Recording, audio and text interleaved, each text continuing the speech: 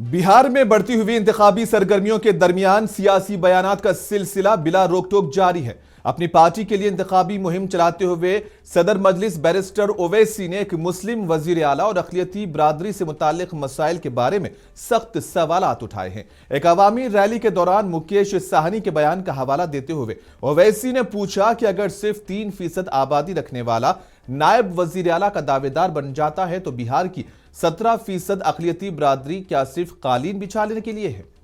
तेजस्वी यादव के बगल में बैठकर वीआईपी पार्टी के हमारे मुकेश भाई को मैं सलाम करता हूं।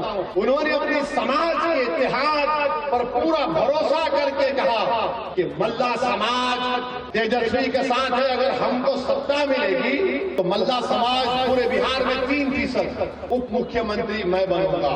वीआईपी ने कहा कि मल्ला का बेटा उप मुख्यमंत्री बनेगा और जो 17% अल्पसंख्यक समाज बिहार में है वो क्या करेगा? दरी बिछाएगा। तुम दरी बिछाओगे या मुख्यमंत्री बनोगे? हाथ उठाकर जवाब दो। जब मुख्यमंत्री बनने का दावा कर रहे तो याद रखो मेरी इस बात को, अगर मल्ला का बेटा उप मुख्यमंत्री बनेगा तो मोहम्मद का बेटा भी प्रधानमंत्री या फिर मुख्यमंत्री बनेगा।